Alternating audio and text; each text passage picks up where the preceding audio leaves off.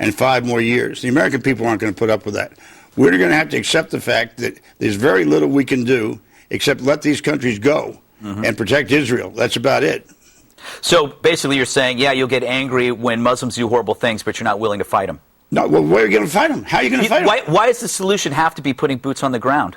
Well, what's the alternative to that? You bomb the crap out of them. Well, but that's easy to say, but where are you going to bomb them? No, and you have certain strategic posts to be able to gather intelligence, and you hit them on all their supply routes, where they can bring food, supplies, everything in. There's a way to do this and be strategic and not expend a lot of U.S. lives if you do it right. The last time I heard that was about Vietnam. All right, well, Bob, you know what? This isn't a country of, like, quitters. You just want us to, like, throw up the wife and go, okay, fine, let the terrorists take over and then abandon our most important ally, Israel? You think Israel feels good about that? If the terrorists took over Iraq, what is the problem? What is the problem? Is it terror? So you're basically saying, fine, let's just bring it in. Let's just I'm saying that you can't resolve something that's hundreds of years old. Open the doors to the caliphate. Let the terrorists take over, because what you're not getting, Bob, is that's going to be happening here. You don't seem to understand the connection, and it's naive to think that you can just do nothing, turn a blind eye to the Middle East and assume that everything is going to be fine here, because it is not. With all due respect, what's naive is to believe that somehow the United States military is in a position to handle all this without losing an extraordinary amount of lives and a lot of money.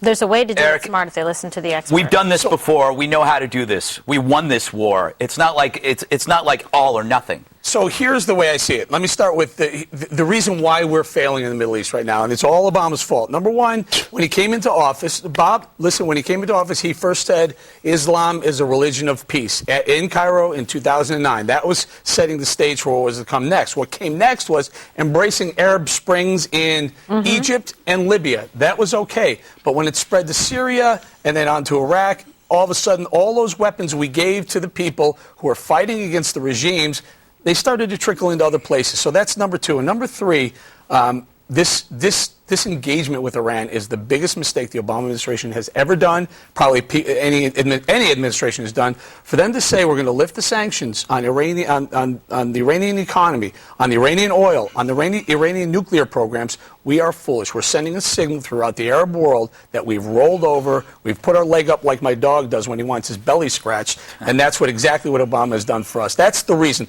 I have a couple of thoughts on what Kimberly and Bob were getting into, and I'm going to say I'm agreeing with Bob on that, that we stay out of the region, but I'll get to that. Let me go ahead. I don't care. Well, I want to ask you, Kimberly, what happened? I mean, Dana. I know. I've been away for a week.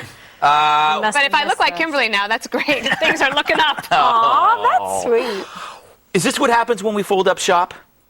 When we decide we're going to get out? I think that the consensus is building amongst analysts that the 2011 decision by President Obama to tell America that we will be safer if we pull all the troops out, and that we didn't sign the SOFA agreement, the status of forces agreement, to leave the troops there, and we didn't follow through then on the diplomatic and political commitments that we had, plus in the last year, increasingly in the last few months, as the Iraqis have been asking America for help, to push back ISIS where they were, we offered a couple of Hellfire missiles and 2 Cessna planes, which weren't going to do much. So, yes, I think that without that power abhors a vacuum, right? And if you leave a vacuum, that's why I think that strength translates into cooperation. And you have to have something in order to show that you are willing to push back. One of the reasons that the Taliban said that they hit us on, or that Al-Qaeda hit us on 9/11 was because they thought that we wouldn't fight back. And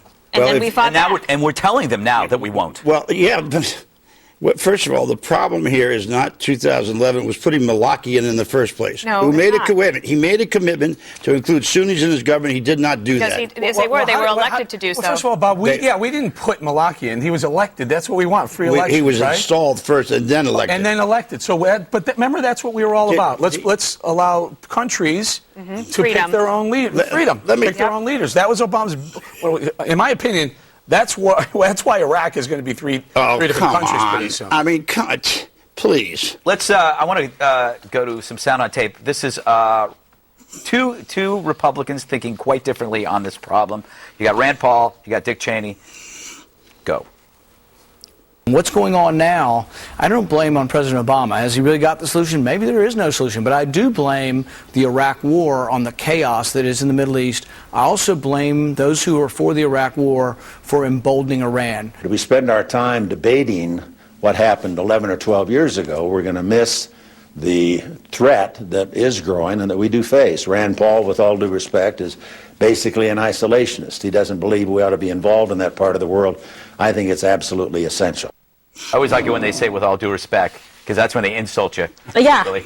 Well, listen, yeah, exactly. Then you know some bad's coming. But you know what? The other side doesn't know anything's bad's coming because it's not. Because you got President Obama and the people advising him will put politics every single day of the week ahead of the national security interest. He has to make hard decisions. When you're a president, like President Bush did after 9/11, you've got to do something and act in the best interest of the country. You can't always be poll checking, wind checking to see, is my base going to support this? Do the right thing. Doing the right thing and making the tough decisions shouldn't be that difficult. And I think standing back and doing nothing is not in any way a good move for the future of this country or all the sacrifice that we made to try and stabilize that region. Why do we become a nation of quitters? For the nerve of Dick Cheney to say, let's not look back 11 or 12. Oh, please, what? You want to excuse this guy? This guy came up with phony information about going into a war that said there were weapons of mass destruction. I think this is like feigned outrage. I don't understand. Like, this is what I don't understand is why, I mean, having worked there, I don't understand this conspiracy theory that people think Dick Cheney came up with something and he was the only one in the world that was able to affect change. Because they're watching too much late-night TV. Every single... Did Bill Clinton come up with it first? During the Clinton administration. So, first of all, we're all blaming one another when we should be blaming Saddam Hussein. Okay, we didn't start this. Okay, he did. Then all 15 agencies involved in gathering intelligence for the United States agreed with high confidence that Iraq is continuing to get the WMD. So did the intelligence agencies of Britain, Germany, Russia, China, Israel, and France. And yet somehow it was Dick Cheney that convinced him all by himself that this was what was happening. The Wizard of Oz. Where does that? How does that? Well, where were the weapons of mass destruction? No, Bob, you're missing the point. How do you say that Dick Cheney came up with a lie that after all those agencies he's the one who told thing? He convinced the president Dick Cheney to have Colin Powell go before the UN and come up with a bunch of boards that were just absolutely phony. But the great thing about this debate about who was right or who was wrong is you don't have to risk anything. You don't have to do anything. So what do you want to do? You want to go back in there and? I want to exterminate terrorists whenever they pop up. How are you going to do that without going on the ground? We've been doing it with drones. We've been very successful. We were getting better at it. And Obama's actually good with the drone. Can I ask you, we've been very successful at that comment? I mean, because I don't agree with you that we've been very successful. Well, what else is new? We're not agreeing much lately. Guys. Listen, and this is the reason why I'm going to agree with Bob on this one. Yeah. We're now seeing pictures of Abrams tanks and Humvees with ISIS fighters in them. Why is that, Eric? Why is that? Because Iraqi soldiers have laid down their arms. Because the Syrian rebels that we armed, who were supposed to help us, are the same people who've turned around and decided they want Iraq as well. And that ties right back into not having an appropriate status of forces agreement to secure the region. Hold on. We have pictures of United States senators with terrorists that we won't run here, but it'll run on other magazines, it'll run in other areas, but we won't run it on this show. He's standing with terrorists. I'm not, listen, all I'm saying is we don't know who our friends are, we don't know who we're arming, we don't know who we're giving money to, we don't know who we're training. We should certainly. So what should we do? Go hide in a closet with our favorite blanket and a flashlight? Let's put 500,000 United States forces on the ground and go and do it. No, kill him. You see a terrorist, kill him. You got a terrorist? Now they're on board. Can I just say, I do think that there is a small ray of hope with something. Okay, ISIS as a group, their method is to kill and kidnap. And that's how they have coerced people into supporting them. But that is not a long-range strategy. And you had people in the northern part of Iraq and in Anbar province and the Kurds all say, we are not going to stand for that back in 2006, 2007. I don't think that ISIS actually can win hearts and minds on the ground there. So there is a chance for us to at least try to push them back. I think that we at least have to try. I think the best thing that could happen to us is to have ISIS take over Iraq, and then the Iranians have to be checked at the border, and they can't go out and explore nuclear weapons.